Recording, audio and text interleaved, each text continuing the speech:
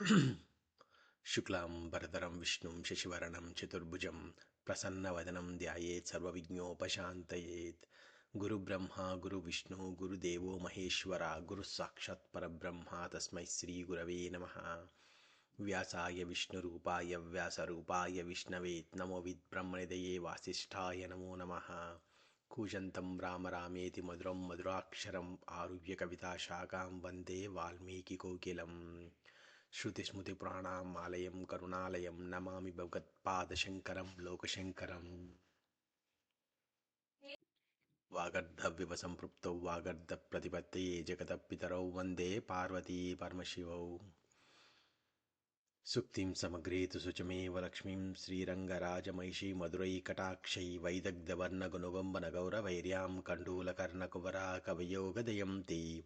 हैमोद्यपुण्ड्रभजौ मकुटं सुनासं मन्दस्मितं मकरकुण्डलचारुगण्डं बिम्बाधरं बौलदीर्घकृपाकटाक्षं श्रीवेङ्कटेशमुखमात्मनिसन्निधत्ताम्। सिन्दूरारुरविग्रहां त्रिण्यनामाणिक्यमौलिस्फुरत्तारानायकशेखरां स्मितमुखीमापीनबक्षोरुहां पाणिभ्याम् अलिपूर्णरत्नशतकां रत्तोत्पलं बिभ्रतीं सौम्यां रत्नकटस्थरक्तचरणां ध्यायेत् परेदम्बिकाम्।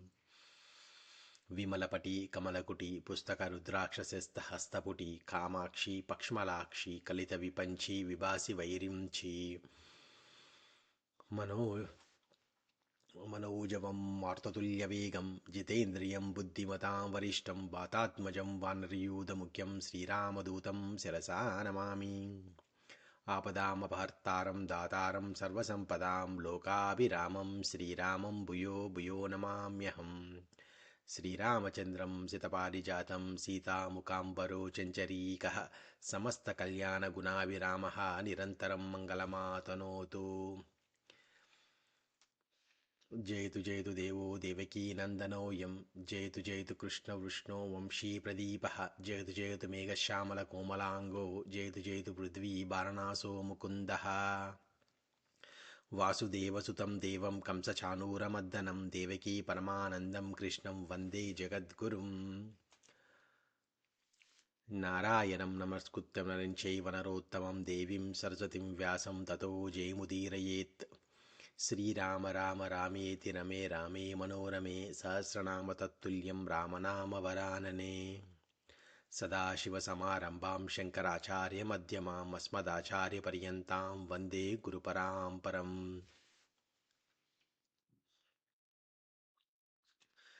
जयेच्छद्बलो रामो लक्ष्मणस्य महाबल राजा जयतु सुग्रीवो राघवेनादिपालितः दासोऽहं कौसलेन्द्रस्य रामच्चाक्लिष्टकर्मणः हनुमान् शत्रुसैन्यानां निहन्ता मारुतत्मजः न रावणसहस्रम्भे युद्धे प्रतिफलं भवेत् शिलाभिस्तु प्रातपादपैश्च अर्ध्वैतां पुरीं लङ्का विमैच्यत मैथिलीं समुद्रार्धो गमिषां सर्वरक्षसाम्।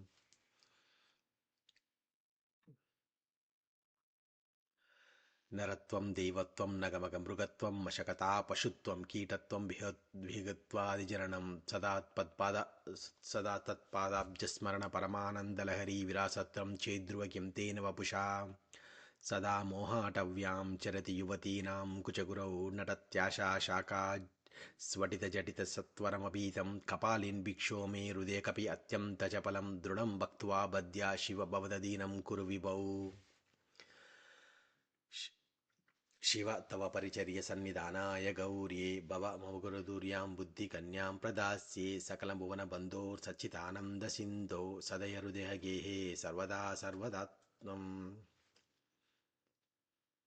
शिवशक्ता युक्तो यदि भवति शक्त्यप्रभवतिं न चेदेवं देवो न कलकुशलं स्पन्दितुमपि अतः स्वामाराध्यां हरिहरविरिञ्चादिभिरपि प्रणन्तुं स्तोतुं वा कथमुकृतपुण्यं प्रभवति।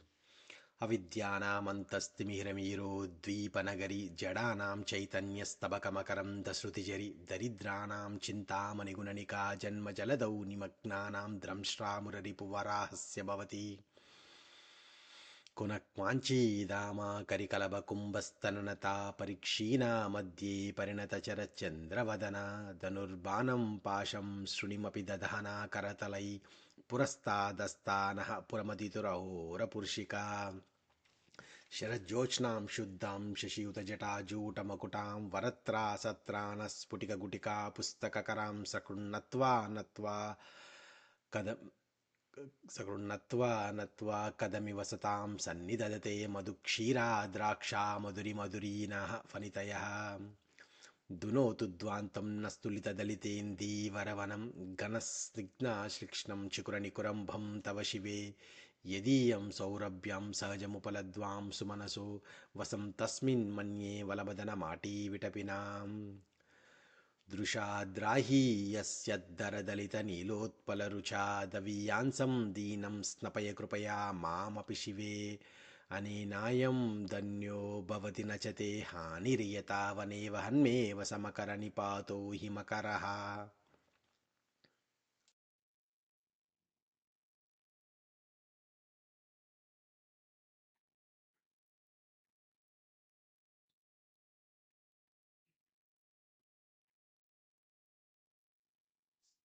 धवलवपुषमिन्दोर्मण्डले सन्निविष्टं भुजवलयहारं भस्मदिग्धाङ्गमीशं मृगयपरशुपाणिं चारुचन्द्रार्धमौलिं हृदयकमलमध्ये सन्ततं चिन्तयामि श्रीरस्तु श्रीशिवाष्टोत्तरशतनामस्तोत्रम् शिवो महेश्वरः शम्भुः पिनाकी शशेखरः वामदेवो विरूपाक्षः कपर्दी नीललोहितः शङ्करः शूलपाणिच्वकट्वङ्गी विष्णुवल्लभः शपि विष्णुम्बिकानाथः श्रीकण्ठो भक्तवत्सलः भवशर्वश्रीलोकेश सिद्धिकण्ठः शिवाप्रियः उग्रः कपाली कामारी अन्धकासुरसूदनः गङ्गाधरो ललाटाक्षः कालः कालः कृपानिधिः भीमः परशुहस्तच्च मृगपाणी जटाधरः कैलासवासी कवची कठोरस्त्रिपुरान्तकः वृषाङ्को वृषभारूढो भस्मो दूलितविग्रह सामप्रियः सर्वमयश्रमूर्तिरणीश्वरः सर्वज्ञपरमात्मञ्च सोमसूर्याग्निलोचनः हविरज्ञं मयः सोमः पञ्चवक्त्र सदाशिवः विश्वेश्वरो वीरभद्रो गणनाथः प्रजापतिः हिरण्यरेता दुर्दर्शो गिरिशो नगः भुजङ्गभूषणो भर्गो गिरिधन्वी गिरिप्रियः कृत्तिवासः पुराराति भगवान् प्रमदाधिपः मृत्युञ्जय सूक्षतनु जगद्व्यापी जगद्गुरु व्योमकेशो महासेन जनकच्चारुविक्रमः रुद्रो भूतपतिस्ताणुरनिर्भग्गद्दिगम्बरः अष्टमूर्तिरनेकात्मसात्विकशुद्धविग्रह शाश्वत खंडपरशो अगज पाशविमोचक मूढ़ पशुपतिदेवो महादेवो व्यो हरि पूषदंत बिदव्यक्तो दक्षध्वर हरोहर भगनेत्र बिदव्यक्तो सहस्राक्ष सहस्रपाद अपवर्ग प्रदोनन्तस्तारक परमेश्वरः एवं श्री शंभुदेवस्य नाम्नामाष्टोत्तरं शतं श्री शिवाष्टोत्तरशतनामस्तोत्रं समाप्तम् नागेन्द्रहाराय त्रिलोचनाय भस्माङ्गरागाय महेश्वराय नित्याय शुद्धाय दिगम्बराय तस्मै नकाराय नमः शिवाय मन्दाकिनी सलिलचन्दनचर्चिताय नन्दीश्वर प्रमदनाथ महेश्वराय मन्दारमुख्य बहुपुष्पासुपूजिताय तस्मै मकाराय नमः शिवाय शिवाय गौरीवदनारविन्द सूर्याय दक्षध्वरनाशनाय श्रीनीलकण्ठाय वृषध्वजाय तस्मै शिकाराय नमः शिवाय